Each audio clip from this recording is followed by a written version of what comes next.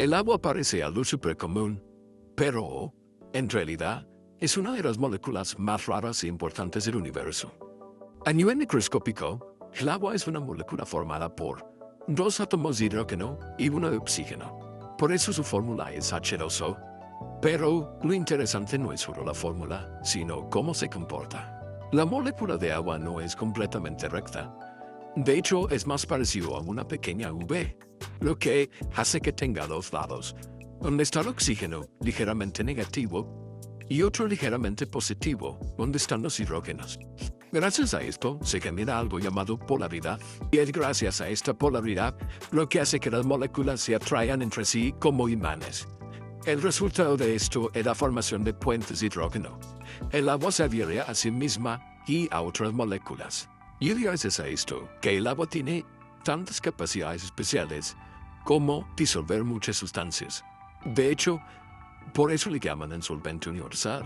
Miles de reacciones químicas están ocurriendo en tu cuerpo, justo en eso, en el agua. También se encarga de mantener la temperatura estable, ya que el agua absorbe mucho calor sin cambiar rápido de temperatura. Eso ayuda a estabilizar los océanos, el clima y tu cuerpo. De no ser así, moriríamos por los cambios de temperatura constantes. Otra característica que tiene el agua es la capilaridad. Esto significa que puede ascender por tubos pequeños en contra de la gravedad, justo como ocurre en tus vasos sanguíneos. Otro ejemplo es el que usan las plantas para llevar el agua de las raíces hacia las hojas. Hablemos ahora sobre la distribución. El peso de tu cuerpo es aproximadamente 60% de agua. De este 60%, el 40% es intracelular y el 20% es extracelular. De este 20% extracelular, el 15% pertenece al intersticial y el 5% al plasma. Pero este porcentaje cambia a lo largo de la vida. Entre más joven eres, más agua tienes. Por ejemplo, los recién nacidos tienen alrededor de 80% de agua, mientras que un adulto promedio llega a ser el 60% y una persona mayor podría llegar a tener alrededor de hasta un 50%.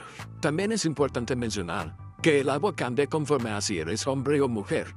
El hombre suele tener más músculo, el músculo tiene más agua, y la mujer suele tener más grasa, debido a su constitución fisiológica y anatómica. El agua de tu cuerpo, vemos cómo transporta nutrientes, mueve hormonas, regula la temperatura, permite que se lleven a cabo reacciones químicas, mantiene la forma de las células. Sin el agua, la vida celular no funcionaría. Al hablar de agua, debemos mencionar un concepto clave en la fisiología, que es osmosis. La osmosis es el movimiento de agua a través de una membrana semipermeable, como la pared de tus células, de la cual ya habíamos hablado en otro video. Mencionábamos que funciona como un centro de control, el cual decide qué atraviesa y qué no. Como regla, el agua siempre pasa a favor del gradiente de concentración. Esto quiere decir que pasa de donde hay menos solutos a donde hay más. Esto con el fin de mantener un equilibrio, como buscar diluir lo que está muy concentrado o concentrar lo que está muy diluido.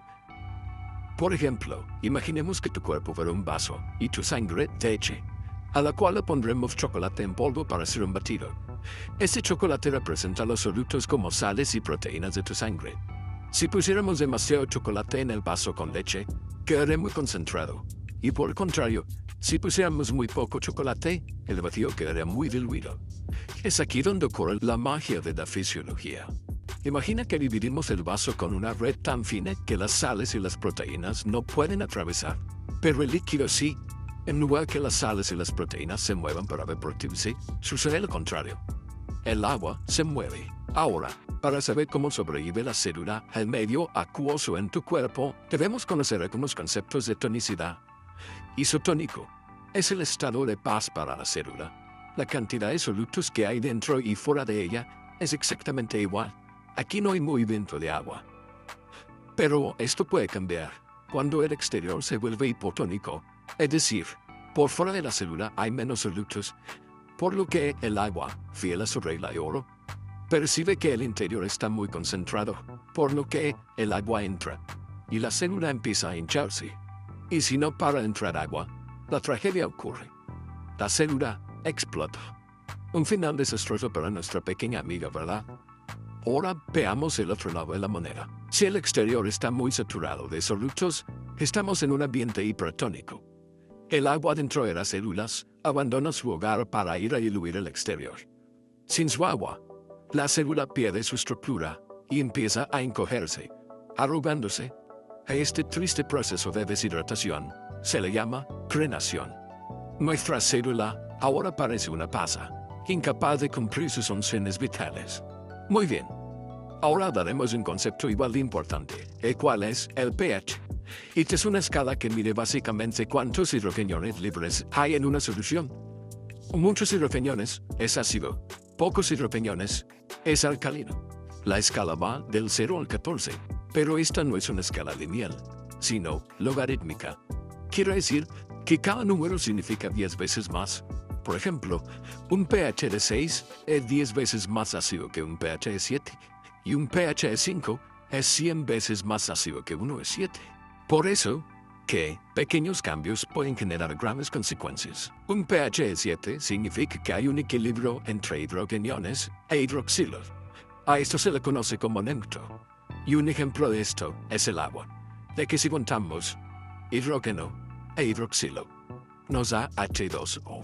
Tu sangre normalmente está en un rango de 7.35 a 7.45. Si se encuentra por debajo de 7.35 se le llama acidosis, y si está por encima de 7.45 se le llama alcalosis. Si se sale de ahí, las enzimas dejan de funcionar, las proteínas cambian de forma, las células fallan. Para evitar que cambie demasiado, el cuerpo tiene sistemas de control de pH, como los pulmones con el dióxido de carbono o los riñones con el bicarbonato. Nuestro cuerpo maneja pHs muy distintos. Por ejemplo, el pH del estómago suele estar entre 1 o 2, la sangre de 7.35 a 7.45 y nuestra piel en un rango de 5.5. Mencionaremos por último las fuerzas encargadas de decidir si el agua de tu cuerpo entra o sale de los vasos sanguíneos. A estas fuerzas se les conoce como fuerzas de Starling.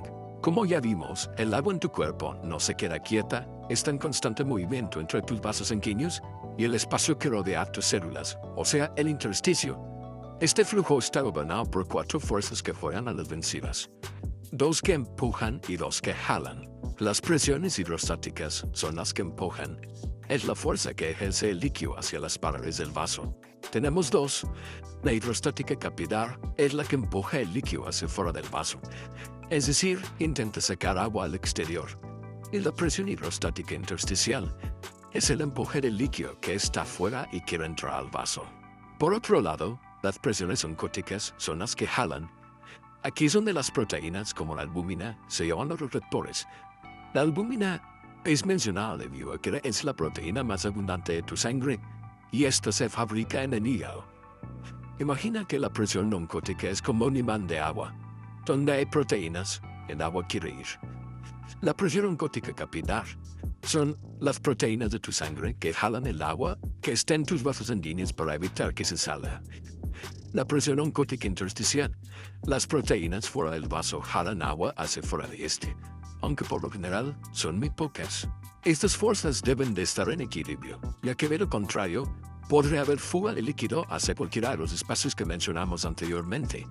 Un ejemplo de esto es el edema, cuando el equilibrio se rompe y el agua escapa de los vasos sanguíneos hacia el intersticio por cualquiera de las fuerzas, ya sea un aumento de la presión hidrostática capilar, como ocurre en la hipertensión. Aquí, el corazón bombea la sangre más fuerte a través de los vasos sanguíneos, haciendo que el líquido tienda a salir. Otro ejemplo es la disminución de la presión oncótica capilar, ya sea por desnutrición o una enfermedad del hígado. Estos son ejemplos claros de disminución de las proteínas. En la desnutrición es por falta de aporte y en la enfermedad del hígado, como mencionamos anteriormente, aquí se fabrica la proteína más abundante de tu sangre y si la fábrica está dañada, habrá disminución del producto, en este caso, la albúmina. En ambas situaciones, hay bajos niveles de proteínas y si no hay fuerza que mantenga el agua dentro de tus vasos sanguíneos, esta saldrá hacia el espacio intersticial, generando edema. Un ejemplo que muchos habremos visto son los niños con desnutrición marcada, que aunque se ven delgados, tienen un abdomen distintivo. Y esto es debido al agua que sale de sus vasos sanguíneos y se acumula en la cavidad abdominal. A eso se le conoce como agua chakra. Interesante, ¿verdad? Otros ejemplos son el aumento de la permeabilidad de los vasos sanguíneos, que permita que el agua salga más fácil, o una falla en el sistema linfático, aunque estos temas merecen tener sus propios videos. El agua dentro de nuestro cuerpo está en constante movimiento. Por esto y muchas otras razones más, es importante mantenerse hidratado. Aprender cómo funciona nuestro cuerpo es vital para aprender a cuidarlo. Si esta información te fue útil o te gustó el video, ayúdanos a compartirlo o haznoslo saber en la caja de comentarios. Gracias por ver el video. Nos vemos en el próximo tema con Alubus Med.